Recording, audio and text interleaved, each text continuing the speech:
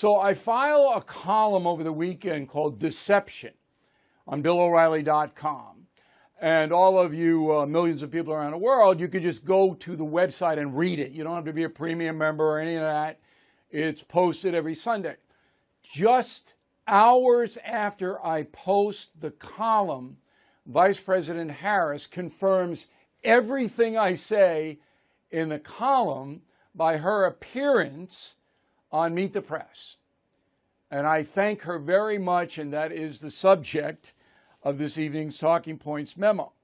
So the column basically says that the Biden administration and other politicians as well can say whatever they want to say now in this country because the press allows it.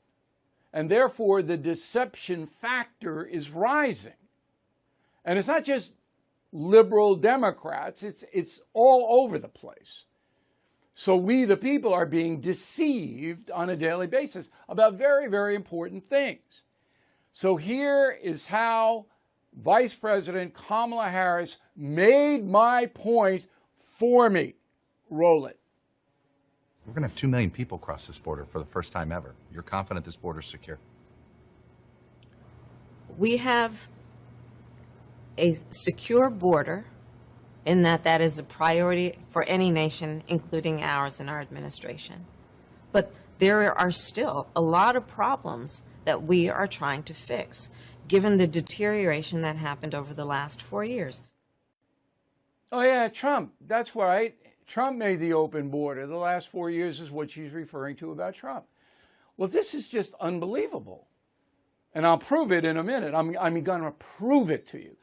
But Chuck Todd sits there and allows a sitting vice president to lie right to him. Oh, we have a secure border. There isn't one Border Patrol agent from Brownsville, Texas to San Diego, California, who will tell you the border is secure. Not one. It's not secure. All right, here are the facts.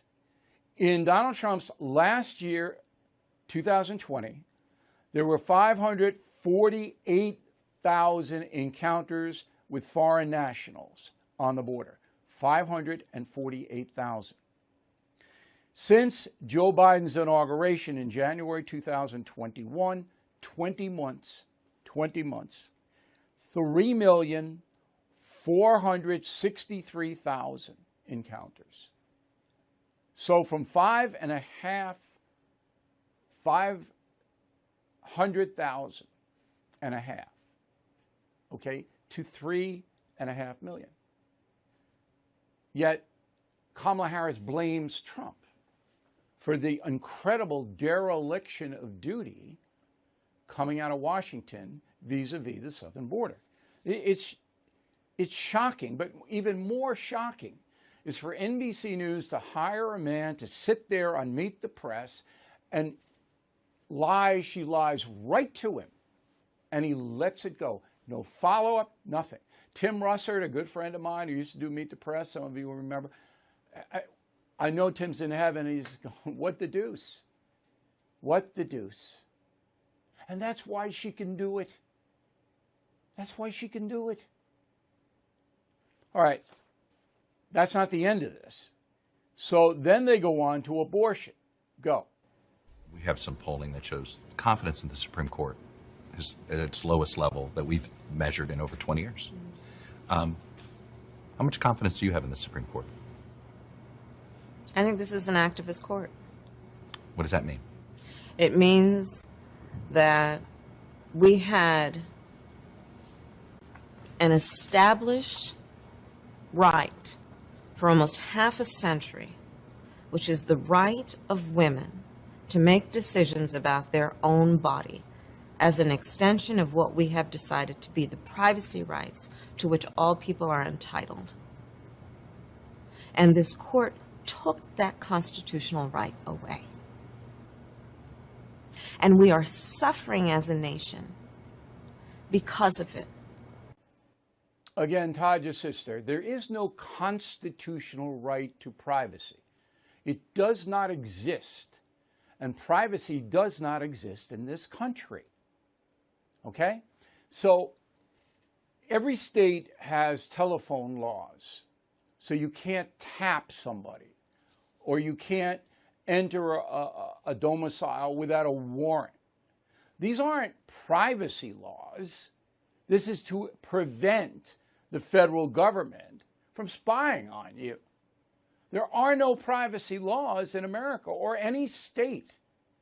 So Mel Gibson is the poster boy for this. In California, you are supposed to get the permission from the person on the other end of the phone if you're taping that person.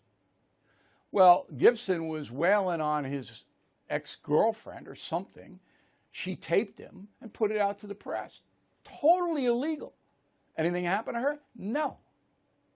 Nothing. I can give you 1,000 examples.